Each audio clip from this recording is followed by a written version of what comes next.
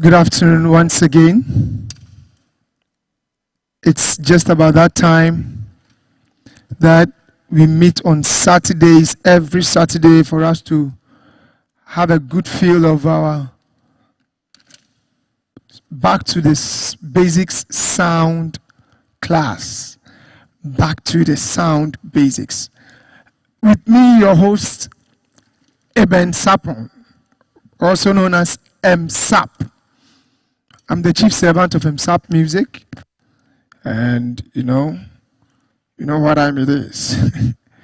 Okay, so this afternoon we have a very interesting topic, an all-important topic to be precise, and then we will just be going about it, the practical approach. All right. Yeah, this afternoon I'm so excited because the very topic that we are treating is just like going to give you a model of what you're doing or what you're going to do in your coming days. All right. So I've titled it as the part 2 of our equalization techniques part 2. And then this time we are focusing on instrument enhancement frequencies. Instrument enhancement frequencies. Now, when you talk about instrument enhancement frequencies, a quick brief of it is that you just know how to bring out the best of various harmonics and their various frequencies to tune best your sound. Okay, and then every instrument, as I said last week, has got its own way of tuning it, which gives you the best of sound. And today we are going to pick up one instrument after the other. Then we tune it according to how it is supposed to be sounding. All of my instruments here will be on flat EQ. And then we will apply what we learned last week and we apply what we learned today to it. So this afternoon, just brace yourself, get your notebooks, get your mixers and whatever you can find to make your lesson interesting. And there will be a bit of surprise here because we'll be playing the live instrument here and there. And then one more thing that we'll be focusing on is the various types of I'll be using the parametric EQ as well as the graphical EQ, it is GEOG or GEQ. All right. So this afternoon, brace yourself. This program is made possible by MSAP Music and IT Services. MSAP Music and IT Services. And then you also have on board Design Impact, helping us with the other technical and all the multimedia stuff. With me here today is my church music director, Reverend Albert Abotri, and Dennis Tando, my assistant technical director of MSAP Music. And this afternoon, we're going to give you a very good afternoon of something that is worth of your time. So enjoy the background music. We'll be right back after this short commercial break. Thank you.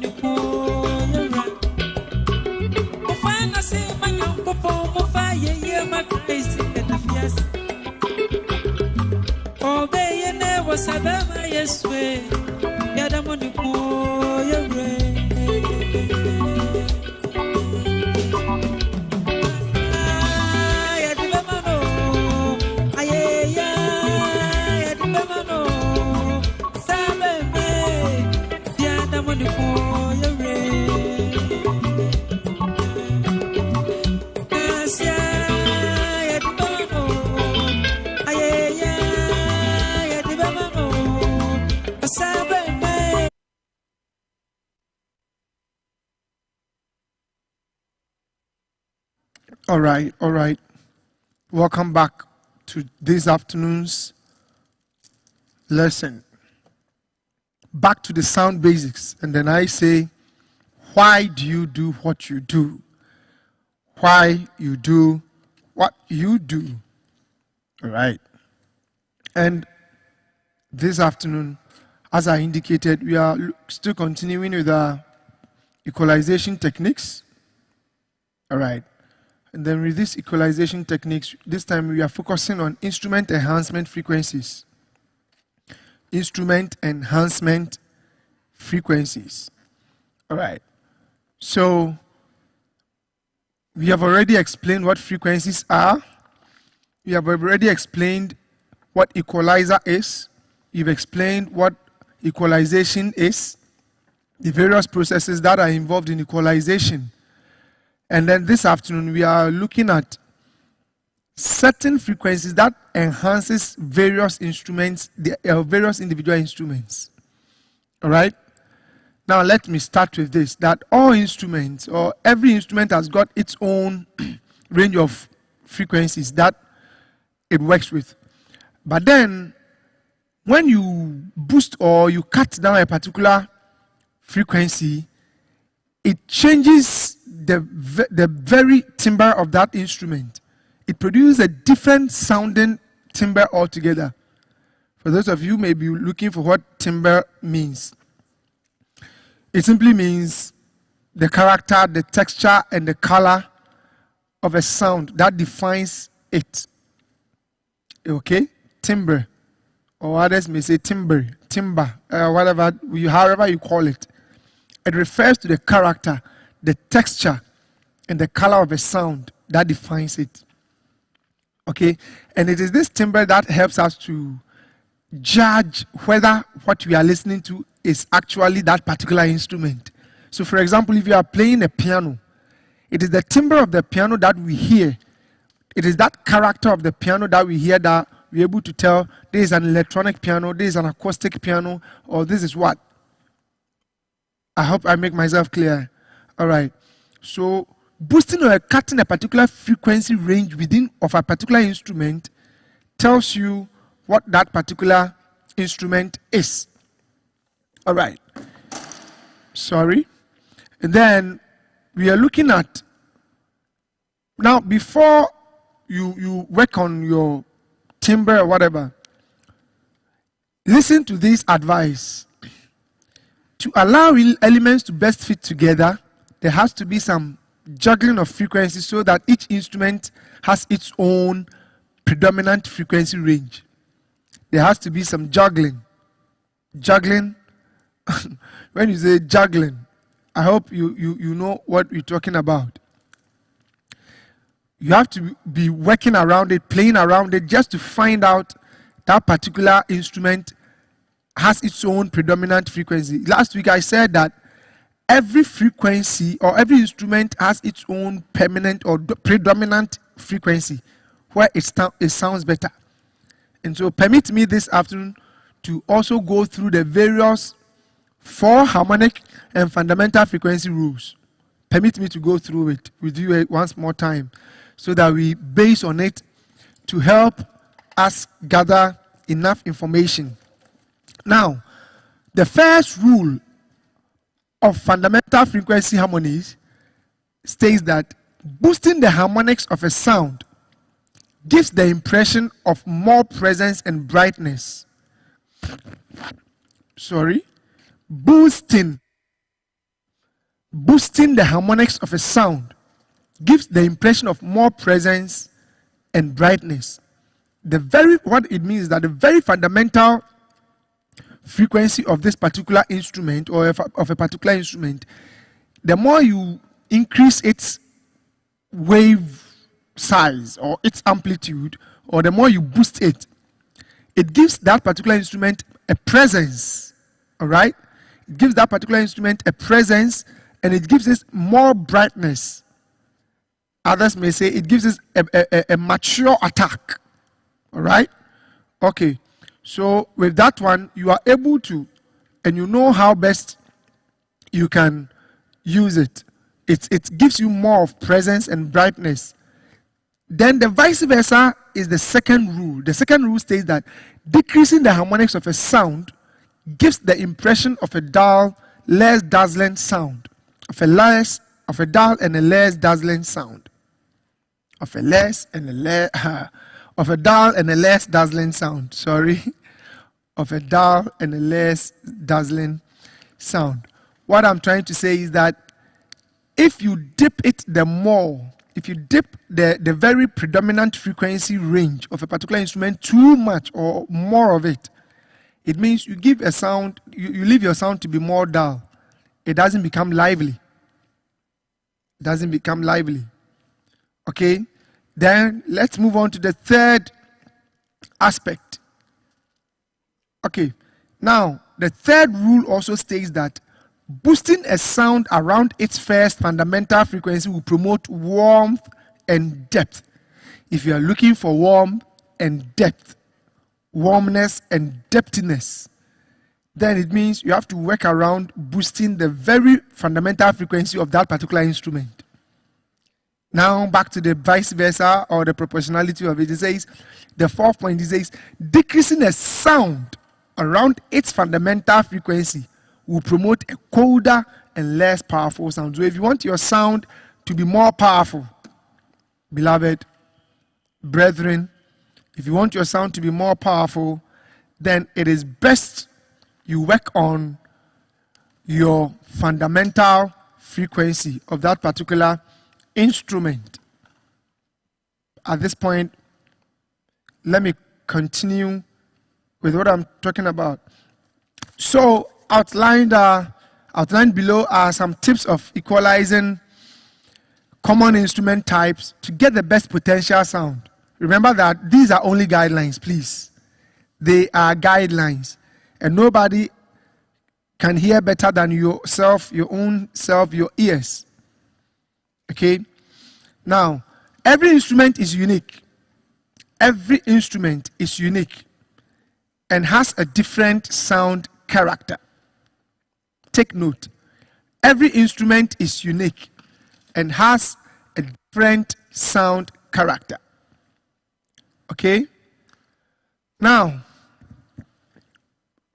what I'm going to talk about much and what I'm going to do more is that when we are talking about these tips, please, it is not the final authority.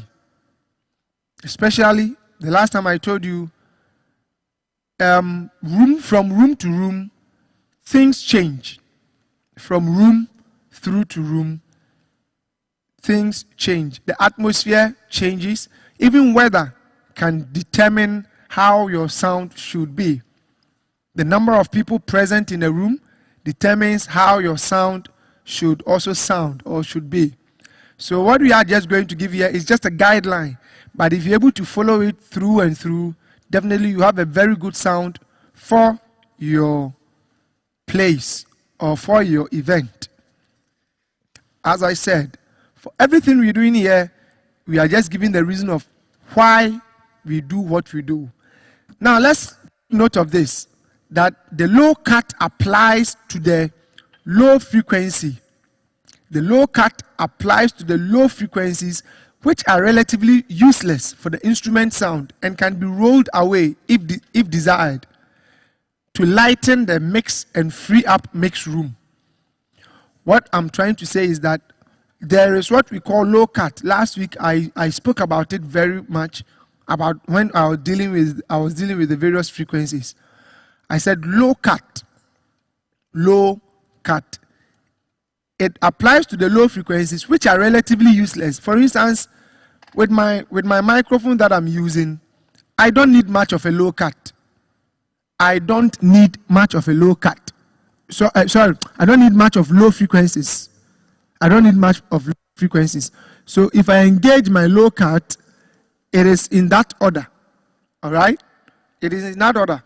And it's totally getting rid of the very lows which are not needful, which are not needed in my instrument. Okay? So, for example, this is my low cut. I've cut it up to 184 hertz.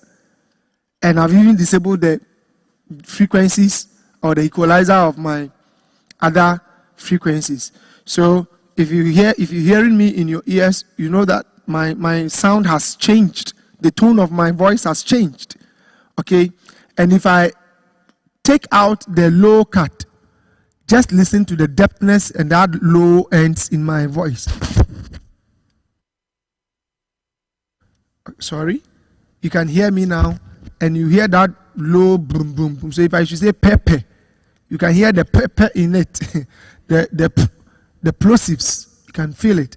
But if I take it out, up to that 184 hertz that it was, or even 170, and add my other frequencies to it on my equalizer, you feel it, that something has changed. And now this is much of my real voice. Much of my real voice.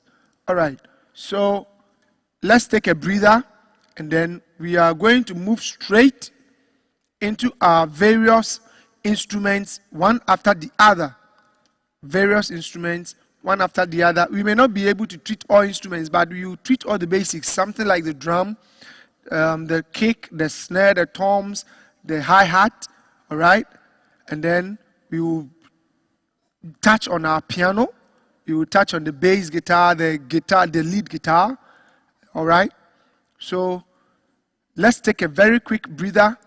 As soon as we come back, in less than some few minutes, as soon as we hit back, we're starting with the various frequency ranges and how we can enhance our various instruments. All right, stay tuned. We'll be right back.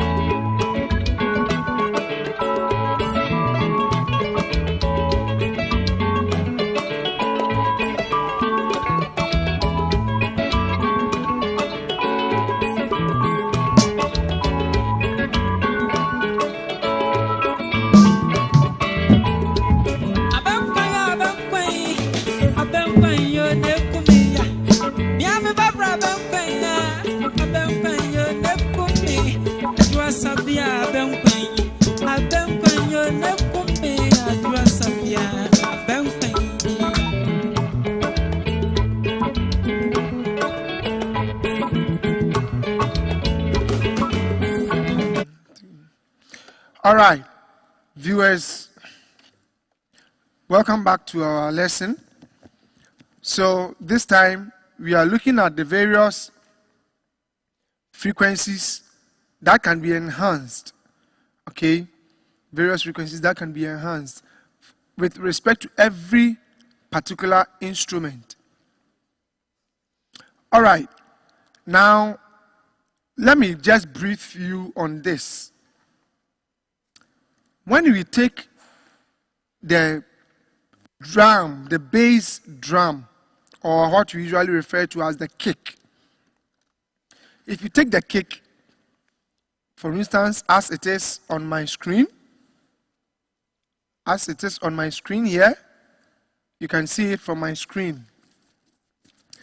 With that kick drum, we are looking at it from this angle.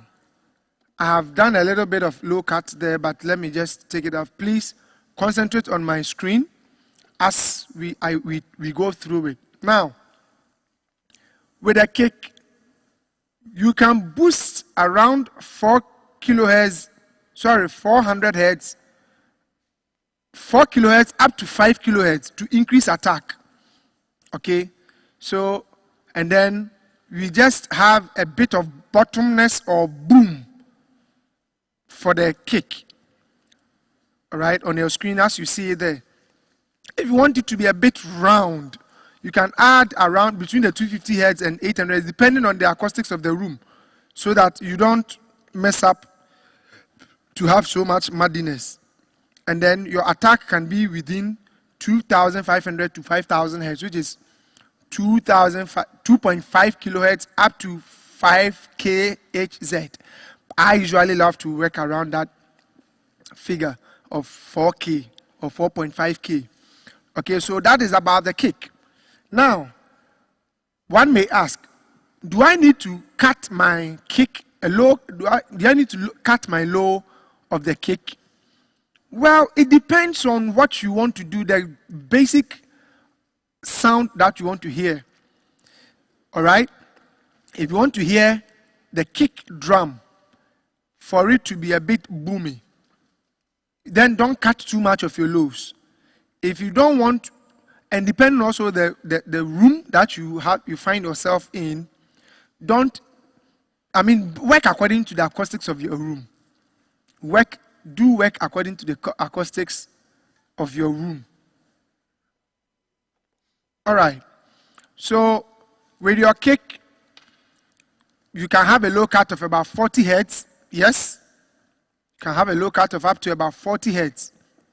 So if you're following me on my screen, you can see my 40 hertz being taken out of my kick. But before I do anything to it, can I hear my kick from my drummer, my music director actually? Please, can I have the kick?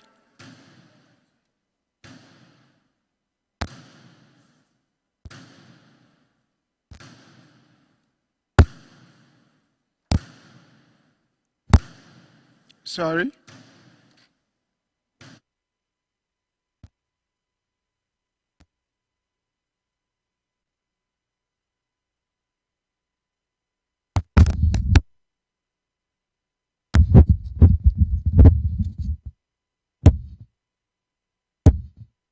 All right. So this is how it's sounding. This is my kick.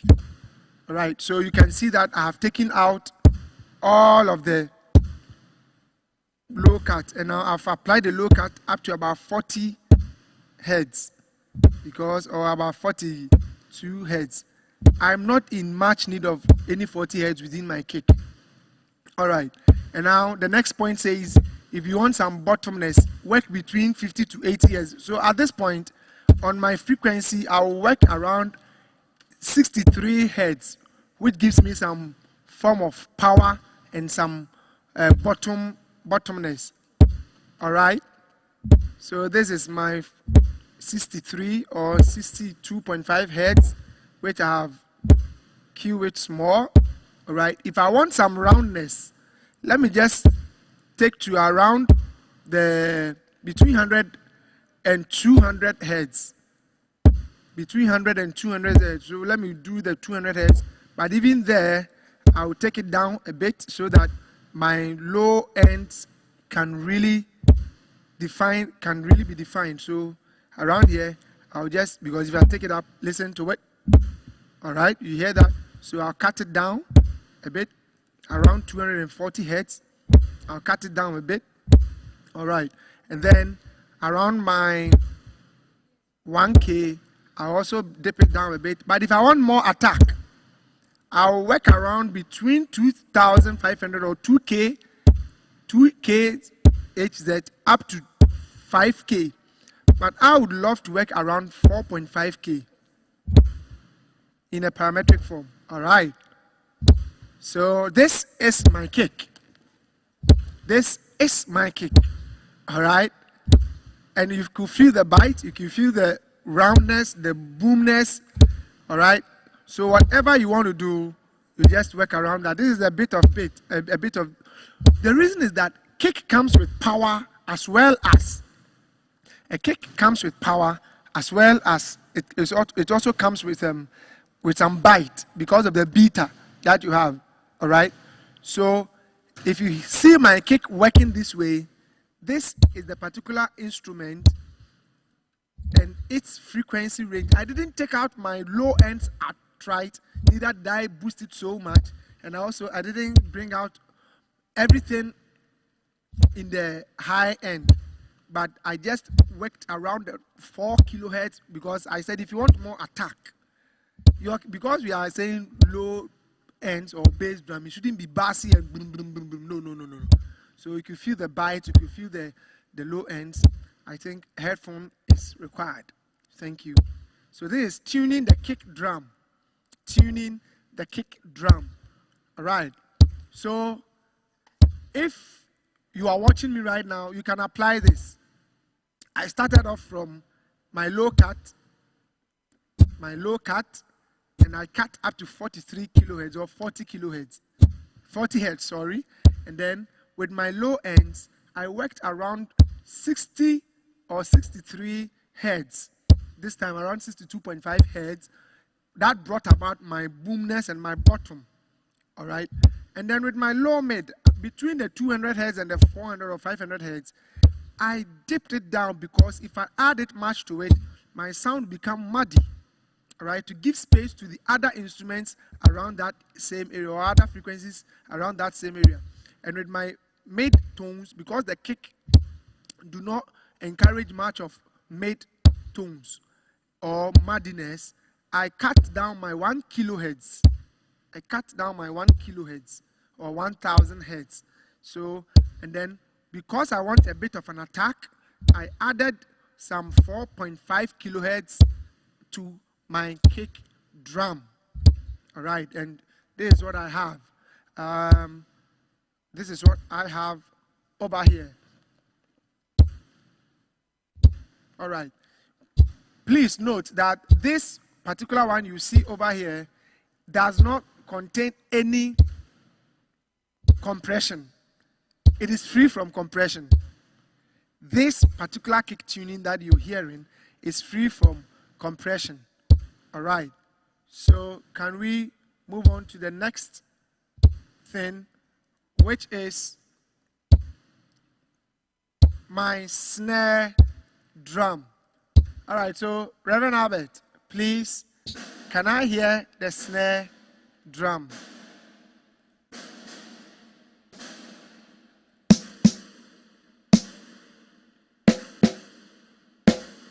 All right. So this is the snare drum. As you hear it, as usual, I will cut around 60 hertz, between 60 to 100 hertz. All right. This is for the snare drum. Okay. So I just need only one stick. One stick. Yes. Please hit the middle. He's not a drummer, so please pardon me. He's not a drummer, so please pardon me. All right. Okay. So, with this snare, we are saying around this snare, please hold on. With this snare, you can cut around between 60 to 120 hertz, but I decide to cut my low around 100 hertz for my snare. And then the next thing that I'm going to work around is that in order for me to have a fat and a full snare, I'll work between 120 hertz and 300 hertz. But I love to work around 200, between 200 and 250 hertz, so that I can have a fat sound from my snare around 200 hertz. Okay, and then let's work around some 5 kilohertz. This 5 kilohertz is there to help me get some bowing sound out of it. And if I want some presence and more of an attack, okay, I'll just add between 6K to 9K. So I'll snap around within my low mid. I'm likely to take it down a bit around the 400 hertz, between 450 hertz or up to 600 hertz. Okay, so Uncle Abi, please let me hear your snare.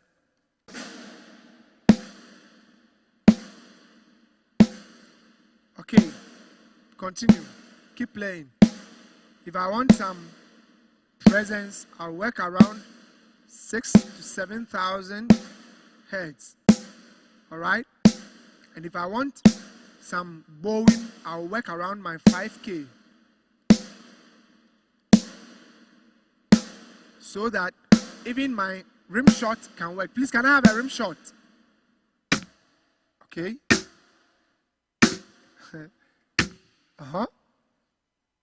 Yeah. All right, so give me a stroke. Good. So you can hear my snare working around that. I have the snap, I have the presence. If I take off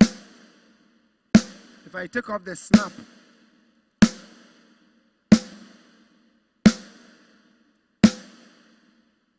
this is how it sounds like. It sounds so boomy and flat. So let me add this part to it, which is my mid, around 5 kilohertz or 4 kilohertz, 2 kilohertz thereabout. And then I'll have my 6K. All right, so that I can have that presence of a snare. Mind you, this is my snare bottom. My snare top alone. My snare top. Let's have a listen to the bottom. Okay, so with the bottom, I don't need much of low ends over there. So I'll just work a bit. Sometimes I even dim it flat. I'll dim it flat a bit, so that I can only feel much of the, okay, but mind you, I've also phased it out. So this is how both of them sounds. Okay, this is a live sound he's playing, a live snare sound he's playing. All right, so this is how sometimes I get my snare. No reverb, no effect, no compression.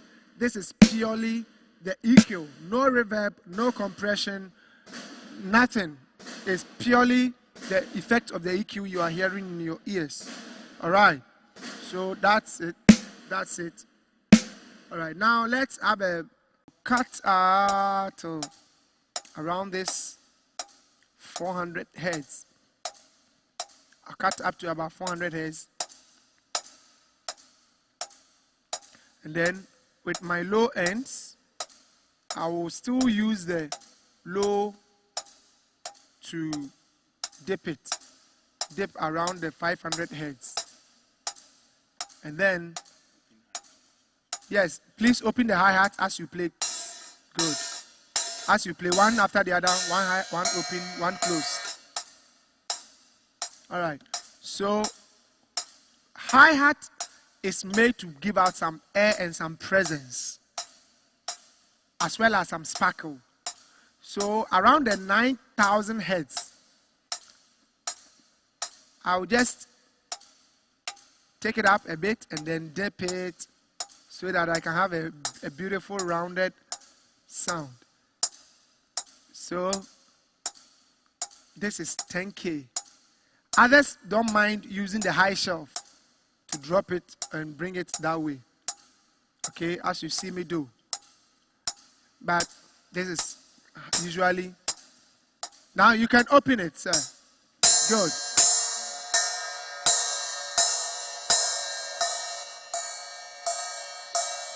Close. All right.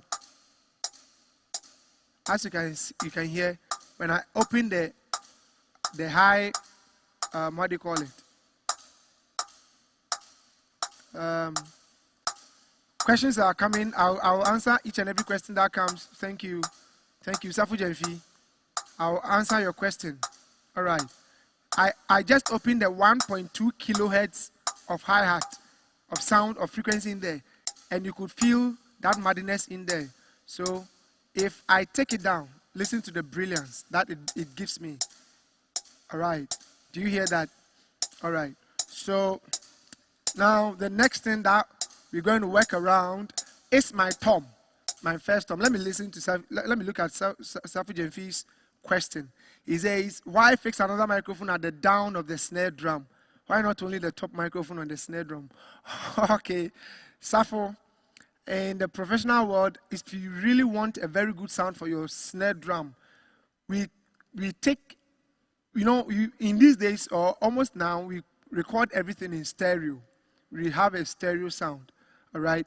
So now, if you want a very good sound, if you want the snares, the chain under the sound of the snare to give you that particular sound you need for your chains or for your snare chain, it is best you place a microphone there as well as that low end, as well as the other ambience under the snare so that you can pick it up and then it will also be produced as part of it. Mind you, the drum, in fact, if the need be, and you have a lot of space on your mixer board, you can work around miking every drum twice. It is a good practice to mic every drum twice, at the top and the bottom, top and bottom. Sometimes you even trigger the bottom part, and then it works fine for you. So, Safo, it is good to mic your snare top and bottom. At least if you can't mic every drum top and bottom, as for the snare drum alone, it is advisable you do top and bottom so that you can have the full stereo image of your sound. And even with the kick, we also do kick in and kick out, but due to time constraint, I couldn't set up my kick out, so I'm just using only the kick in. All right, only one microphone. And most of my shows that I host or that I do sound, I do my kick in, kick out, snare bottom, snare bottom, snare top. All right. Now let me add this to your question, that the snare top gives the fatness of your sound, the fatness, that heaviness, that round bottomness of sound for your snare. And then the bottom part also gives you that brightness and the presence of snare sound. That cha-cha-cha you want to hear much, or that particular snap you want to hear, it is down there that will give you. So we mix both of them and then we put them together to give you that particular sound. So as I continue with now can we work around the toms? All right, let's work around the toms. The first tom, I have a size 8 tom here, so I'll work around it this way. When you look on the screen, you could find the particular range of frequency that is actually peeping when you look at my RTA, the RTA on my screen. The RTA of my screen, you can find the particular frequency range popping up so much. That tells you that the way the drummer has tuned that particular drum gives you the predominant tone. It gives you what? The predominant tone of this particular tom. So if I cut my low a bit, all right, to around 120 or 100 hertz to eliminate any muddiness. We've explained muddiness before.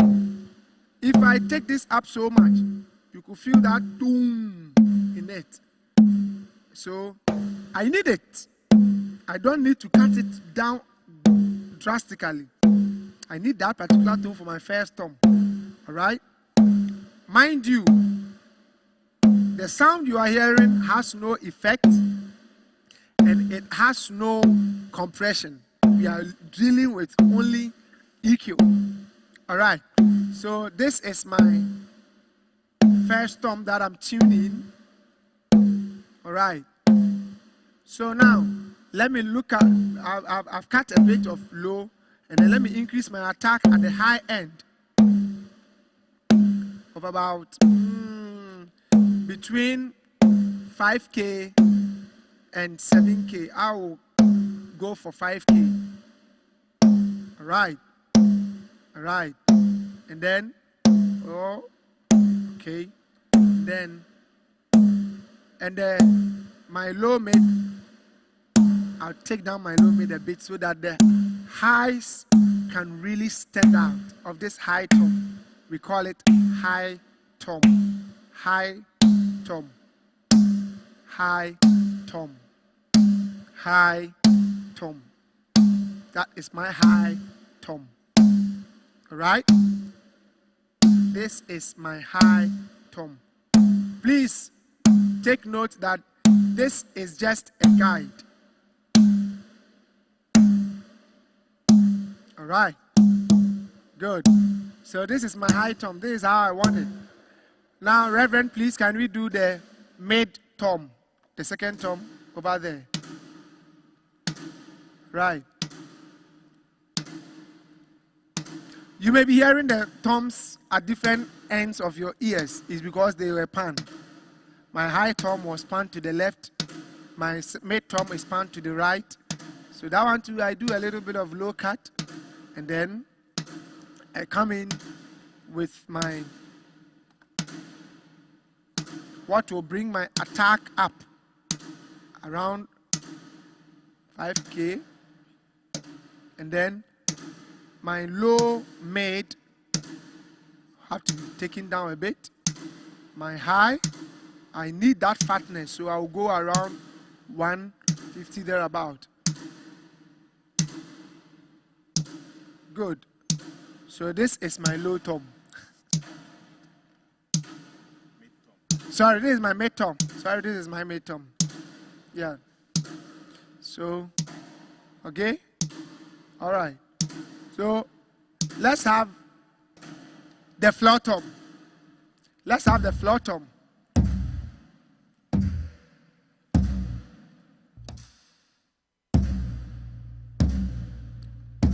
Yeah, with the floor tom, you can hear some boom, boom.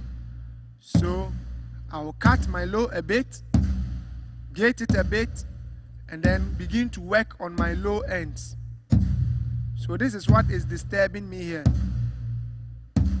I take it down a bit. I'll slim it. You can hear. You can hear. All right. So I'll slim it, and then take that resonant sound down, so that I can still have the depthness of my sound. It still also needs some bite. All right.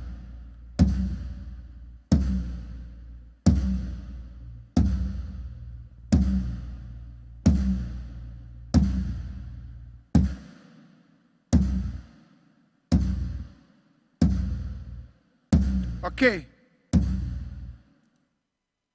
So let's have our. I want the drummer to play only hi-hat, snare, kick in the 4/4 state, right? So Reverend, let's go. Mind you, disclaimer. I said he's not a full-time drummer. He teaches music.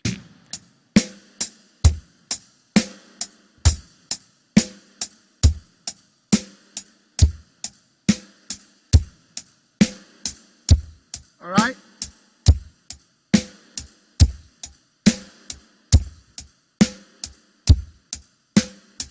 So this is what you're hearing from what we just tuned for from our drums. This is what you just heard from what we just tuned. Thank you. Thank you. Thank you, Reverend. All right.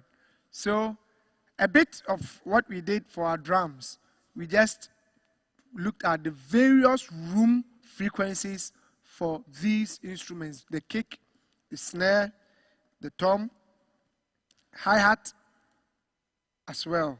Right, so let's also move on to this particular instrument. The next instrument that we are going to move on to is the vocal. With the vocal, I'll use my microphone that I'm using here.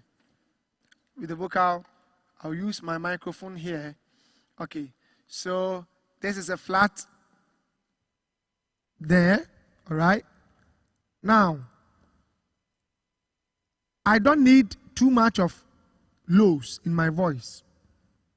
I don't need too much of lows in my voice, okay? So what I will do is that I will just try to cut down my low to about 160 hertz. About 160 hertz. All right. So with this 160 hertz that I cut, let's work around my low mid, which I will take it down to about 400 hertz. Okay. All right. So if you want fullness, you can, from 150 hertz onwards, you can increase any small thing that you want. But I don't need much of lows in my voice. So it is cut down to about 132 hertz. All right. And then I also cut down this, my 400 hertz, which is within my low mid range. I'll take it down a bit because I don't want too much muddiness in my voice. So I'll take it down a bit. And then I come to my mid frequency, my high mid frequency. If I increase it that much, my voice becomes honky and too horny. So I'll take it down a bit just to have some clarity in my voice. I didn't take it out outright. So around 1K, I just took it down a bit, and then I maintained some presence or brilliance in my 6 kilohertz. All right? And this is typically my vocal structure. All right? Depending on the type of microphone you use. I mean, there are some microphones that you don't even need to touch so much. Because Richard Bona said something. If it works fine, why do you touch it? If it works fine, why touch it? All right. So this is my vocal. I love you, Lord, and I lift my voice to worship you. Oh, my God, rejoice. Take joy, my King. All right. So this is purely my voice. Not much of presence, not much of boominess, but you could feel the presence, you could feel the air in my voice. All right? You could feel it. So this is how I treat some of my vocals. This is how I treat some of my vocals. All right? And if it's not giving you so much of feedbacks in your whatever, you just have to leave it and let it sound good in the ears of your listeners. Okay, so as I continue the lesson for today, we are moving on straight to the piano. the piano. Now we've mixed on. We've known how to tune the drum, which is kick, snare, and hi-hat, as well as the toms. And this time we are going to, and we have tuned our microphone, the lapel microphone that I'm using. All right, you could feel it. Whatever thing, all that we are doing is live. It's not recorded, it's not pre-recorded. It's a live thing we're doing, so that you can have a very fair idea and a nice feel of how these instruments work. And that you should also know their room frequency, their very fundamental or predominant frequency, so that you can work around with them. Now let's look at the piano. Let's look at the piano. What does the piano entail for us? What's the question? Let me see the question there. And then, okay. On the vocals, yes. Caleb Ashon Katai. My boss. Okay, with the vocals, yes, usually. Thanks for the question. Thanks for the question. With the vocals, the female voice differs from the male voice. Female voice differs from the male voice. Some females may prefer a bit of low ends in their vocals so that their voice doesn't sound too much of that thin, airy voice or that kind of honky voice. So you just have to give them a bit of body. Yeah, all right? Because so that you don't have to cut it at that low end. Too much of low ends shouldn't be cut off so that you can have. And also, in order for the female voice not to sound or feel too edgy and too hissy, you can also work around and de-ess them small with your high presence or with the high frequency. Around that presence ranging of between 9,000 or 7,000 to 9,000 hertz or 9K to 8K. So sometimes, or most of the times, in fact, most of the times, the female voices differs from the male voices, depending on the tone of that particular voice. I've already told you the voice is also an instrument. So depending on the tone and the predominant frequency range of that particular instrument, you just have to work around with that person. It's not a fixed and a stereotype thing to work around it. So, Daddy Caleb, thank you for your question. I hope it's been clarified. All right. So let's continue with the piano. The piano, as I have here, you hear this is a piano as you hear. I have not touched anything yet. Please, can I have much of the low ends? Most people usually play at the low ends. Good. So, but in my church, they don't usually do that. So they work around. Let me also say that the piano or the keyboard has got so much wide range of frequencies to work with. It has got so much wide range of frequencies to work with. So with my piano, what I usually do is that I don't need much of the boominess. So what I usually do is that I'll cut my low ends up to about, please can I have it on the screen for the viewers to see the piano enhancement frequencies. All right, so I cut it around 80 hertz between, as you see on your screen. I have cut about 80 hertz, and I've also cut about so at that range, if the person is working, there wouldn't be so much boominess in it. Now, with my bottom between 100 and 200 hertz, I can work around it small so that I don't lose out on my entire low end. Sorry.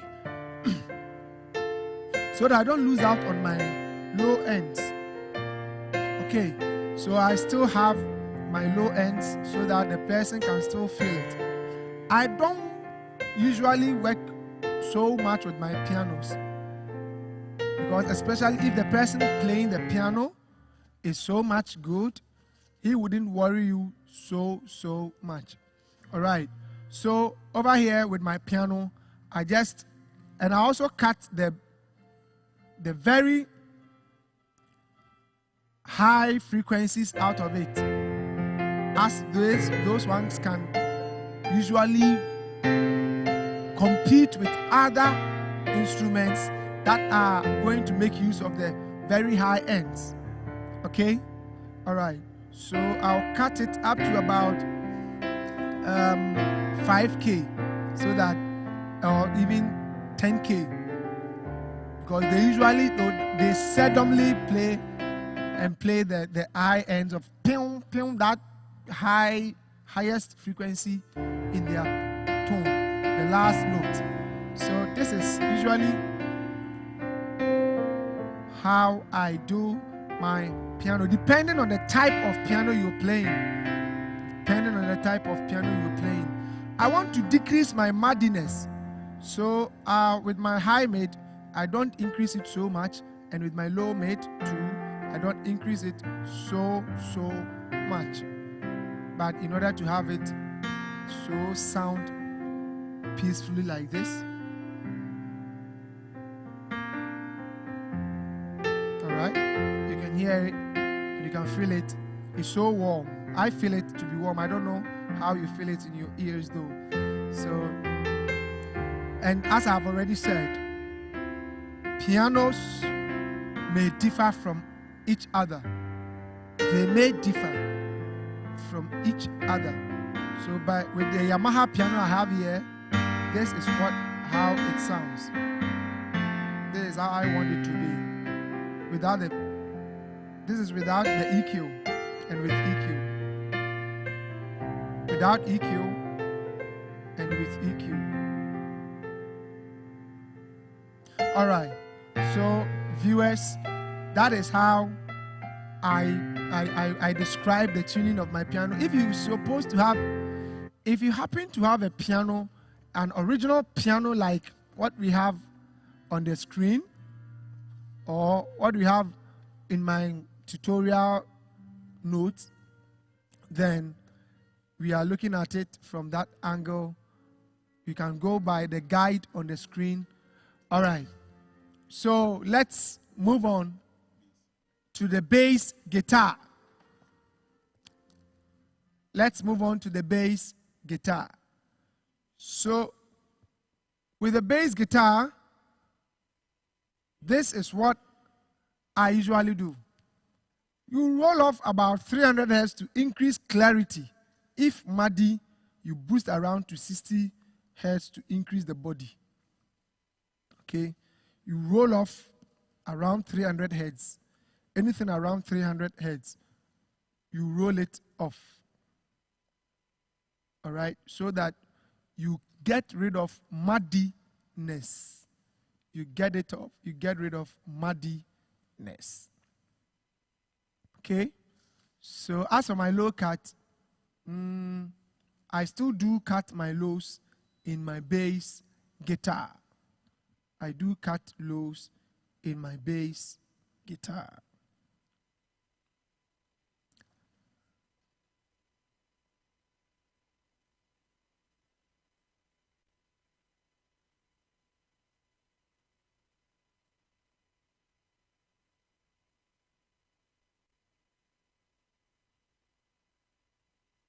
Okay, so let's move on. Sorry, he's fixing the bass guitar, and then we have it there in your shot, as you see. Sorry for the hitches there. All right, so Reverend, can I feel your bass?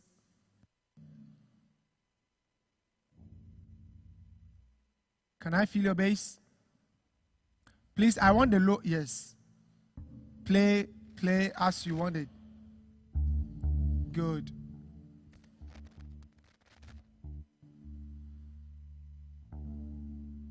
All right, so viewers, what you see on your screen now is my bass frequency.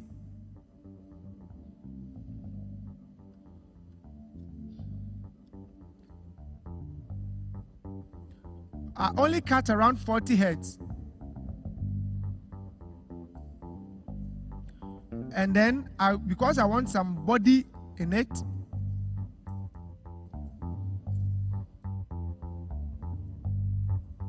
I'll work around my 60 hertz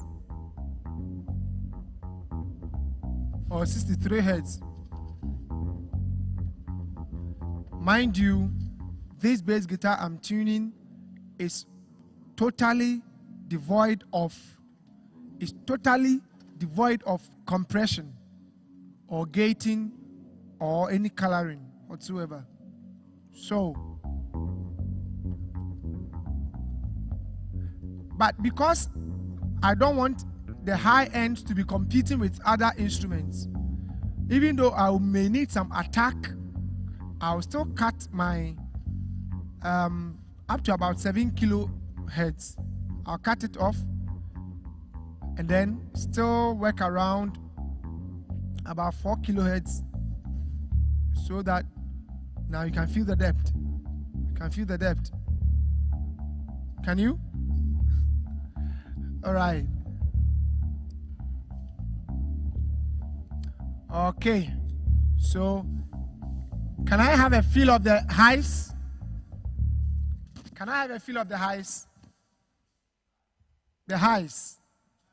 The high end. Let me feel it much. Bite. Yes, the highs, the high end.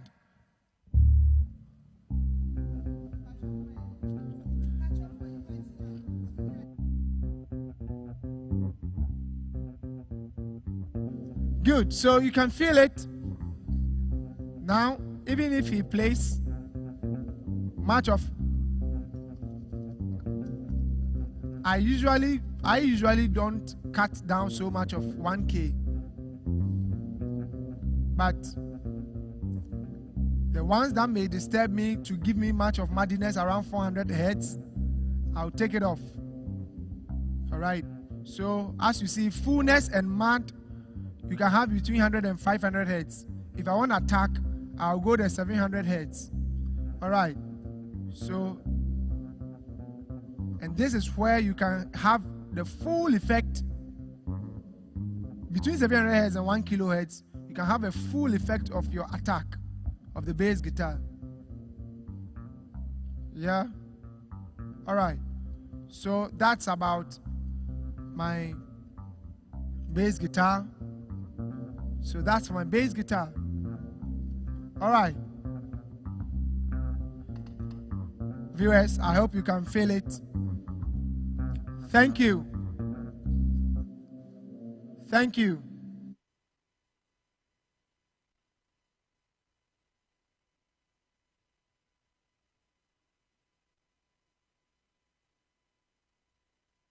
All right, so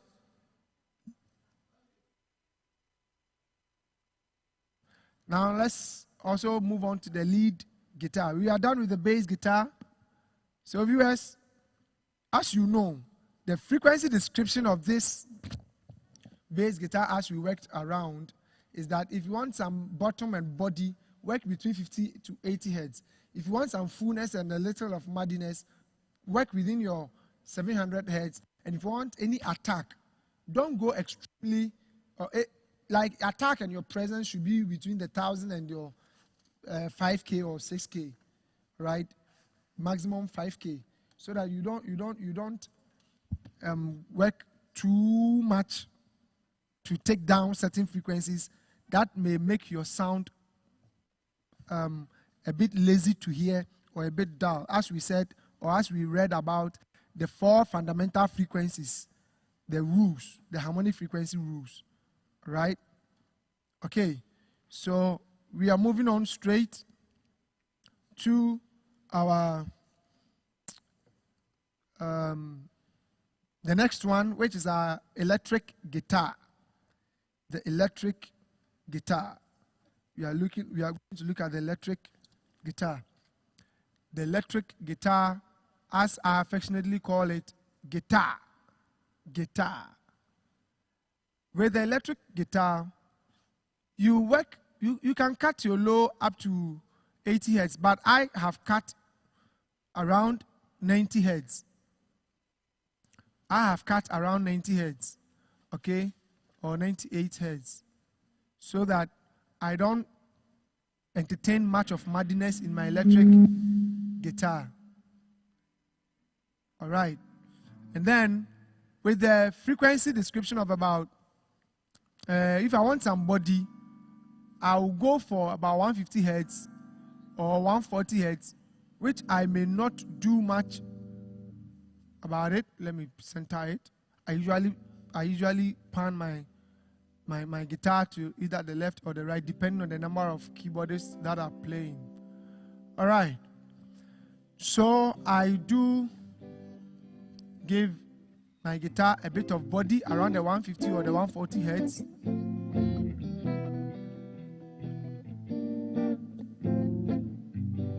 Okay, and then with the muddiness and fullness of body, I work around 1.5 kilohertz.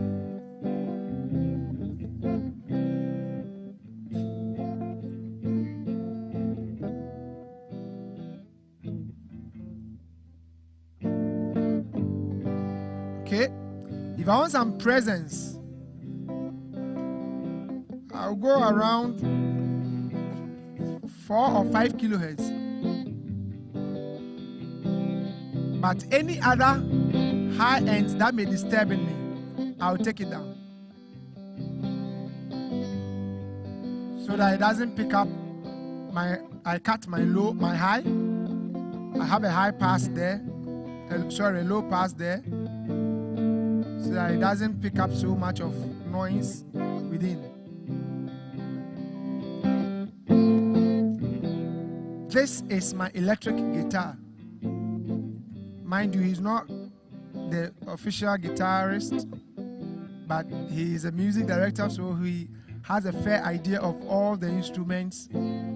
All right, he's able to teach and learn all and play all.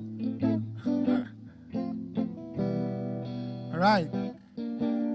Okay, so for maximum clarity for my guitar, I don't need to kill the brightness in it. I don't need to kill the mid frequencies in it, because it is what brings out the actual instrument, the actual the actual frequency. And its guitar is predominantly within the mid range of frequency. Okay. All right, you can keep your questions coming through, and we will be glad to answer them as we move on. All right. So with the same or similar idea, we can work around the acoustic guitar section. With the acoustic guitar, we usually take out a bit of, because acoustic guitars are usually recorded with microphones. We usually don't take out a lot of low cuts. We don't do a lot of low cuts with acoustic guitars.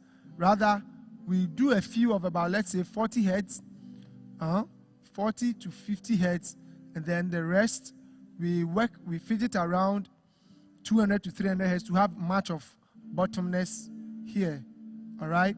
If it were to be an acoustic guitar, this is how I would have done it, and it would have still picked up some good measure of sound or brightness and MIDI tones. Okay, so unfortunately we don't have violin in our head. With the violin, and with the violin you have a fair idea of what we usually do. So with the violin, you can have a low cut of 100 hertz, a low cut of 100 hertz. If you're working with the violin, you cut your low up to 100 hertz, and you can work within a bottom. If you want some bottom and boominess in your violin, whether you are using the cello or that particular small one. If it's the cello which is the booming one, that is bassy. Okay, the cello is bassy.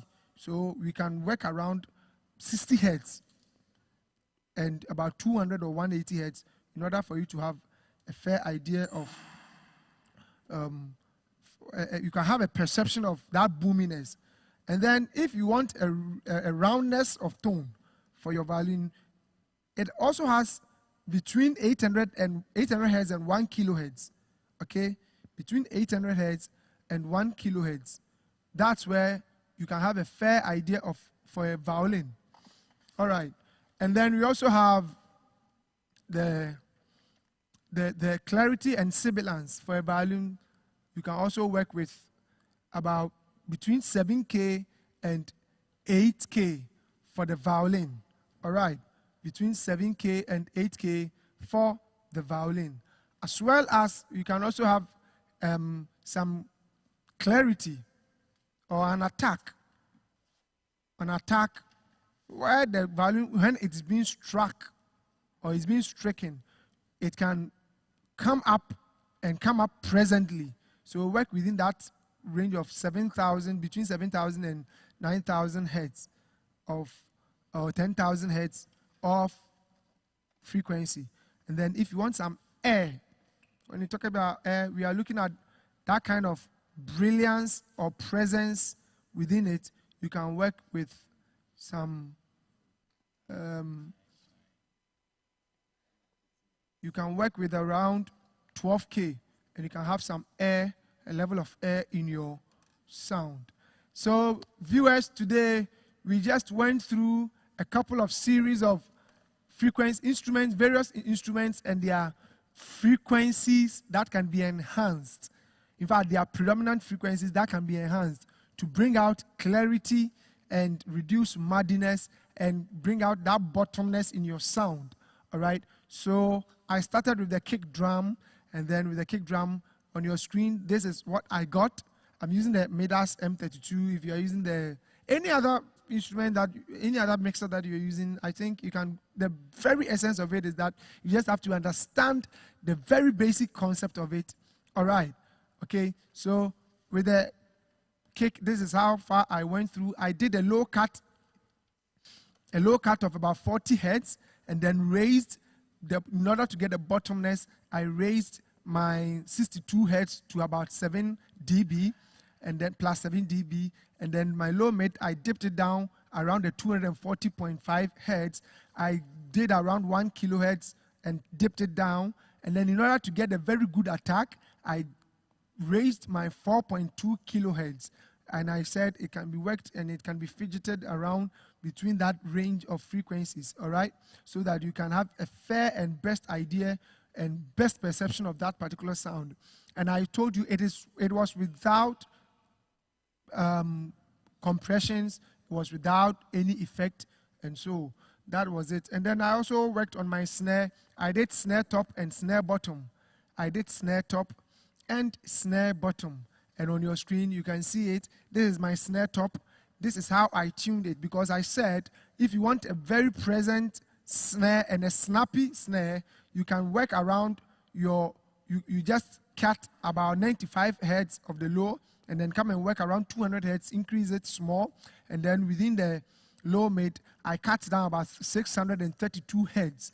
And then I went to the around 2K in order to have a bit of MIDI attack. And then with my presence and my sibilance, I increased my 7K so that I can have a brilliant and a better snare. With a snare bottom, I didn't do much, but I only cut around 153 hertz and then dipped down the 590 hertz. Also, I did that of the high mid. I left it as it is in the 0 dB column. That's 1K of my high mid, and then with my highs, I left it at 5.5K hertz. All right, so that was it. And then with my hi-hat, I took down some high ends. Sorry, I didn't do the overheads. It's due to time. Yes, I should have done it. But next time that I have the team to play together, where we deal frequently with our frequencies, with our band playing together, trust me, we will come your way again with this same set of setup, and then we will play without any coloring. but we will do more of only the equalization. And then I also worked with my bass guitar. I just cut down a bit of it, and then I cut down my low bit, and then I also worked with my guitar. My piano was also worked on, as well as my vocals. And I told you the vocals and the piano, they differ from one brand or one type of instrument to the other. The pianos differ from one another.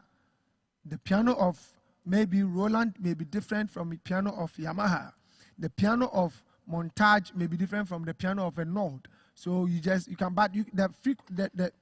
the bottom line is that you can work around the predominant frequency of this particular instrument.